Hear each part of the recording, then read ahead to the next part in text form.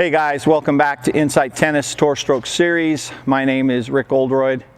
I'm the president and founder of Insight Tennis, also the head pro. Today we're going to talk a little bit more about the two-hand backhand. And what I want to talk about today is a critical element to the two-hander. If you want a great two-hander, this is something that you absolutely have to do in order to create some great racket head speed into the ball, great topspin on your two-hand backhand. At the club levels and the recreational levels, I see this all the time where players are not getting into a good enough racket drop position.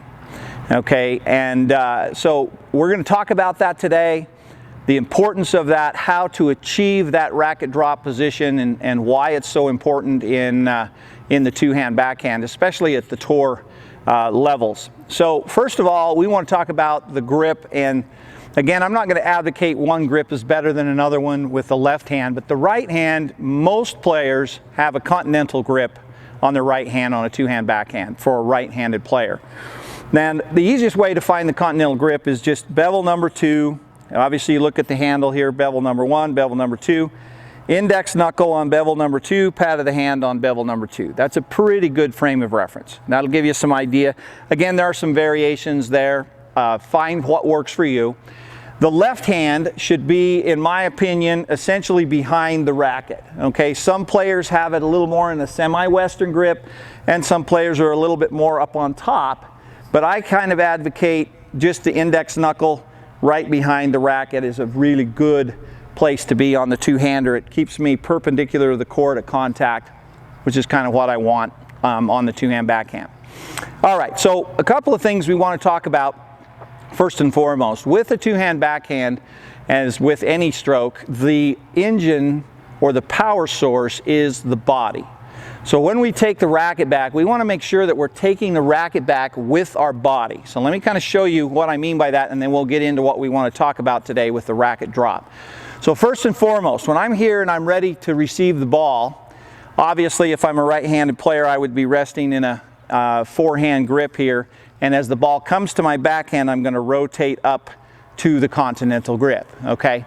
But as I do that, I'm just going to take the racket back, just a good hip and shoulder rotation to take my racket back. And you notice I didn't move my arms and hands at all. I just turned my hips and shoulders, and that keeps me nice and connected to my power source. And I get back here, obviously, good turn, good shoulder turn, looking over my right shoulder. So that's the first thing. But as I step into the ball, and this is the critical element, too many players don't get into a good enough racket drop position.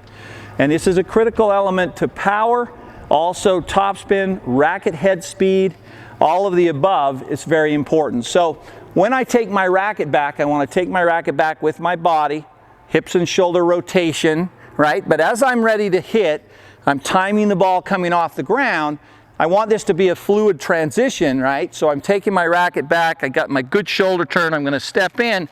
As I'm stepping in, watch what happens here. The racket is going to drop down below my hands like this, okay? This little move right here and this position is critical. You go watch any of the pros that have a good two-handed backhand, you're going to see it over and over again. And what happens at the club level and the recreational levels is they don't get a good enough racket drop on their two-hander. A great frame of reference for everybody out there would be, you notice the bow in my wrist here. If I'm here, there's no bow, right? That angle that kind of rotates down, that's what I want, okay? So I want to make sure that I get from here into that position right there. Now the reason why this is important, guys, is because as I'm coming back to contact, start to rotate, obviously my body is the engine, I'm driving with my body, my hands and arms are just going along for the ride. But as I come back, my hands are going to rotate back to contact, and then they're going to continue out to my target and come around and finish, okay? But this racket drop is critical because it gives me a nice smooth transition from the backswing, the loop and the drop into contact, okay? And that should be a really smooth transition. So what you want it to look like is I'm going to take my racket back like this, and it's going to drop and release through the ball like this, okay? So it should be one fluid motion. So again, the key thing here, guys, is this position with your hands. Try to achieve this position. Now, it should happen naturally if you have nice soft hands on the racket. Nice loose arms, soft hands on the racket. Stay connected with your body, but if my hands are nice and relaxed and I take my racket back, it's going to naturally be able to drop into this position where I want it, okay? So I'm here, hip and shoulder rotation, taking my racket back, and now I'm going to drop into position, boom, hit the shot, okay? So it's going to look something like this. I'm going to turn hip and shoulder rotation, again, taking the racket back with my body, right? So I'm going to hip and shoulder rotation, and this is the position I've got to get to right here. As I step in, I want to be in this position so that as I come back to contact, notice how my hands are going to, my body is driving this, my hands are going to rotate back to contact here and making contact in front, and then good extension out to my target, and finish the stroke all the way around. My left foot would come around to make sure that the torso and trunk rotation was completed. So guys, go out and work on this. This is key. The racket drop is key. This is something that is going to give you more topspin on that backhand, going to give you a lot more racket head speed as well. And if you keep your hands nice and soft on the racket and your arms nice and loose, you'll see this with Zverev, and you'll see this with Nishikori, and you'll see this with a lot of the great two-handers that are out there. Andy Murray.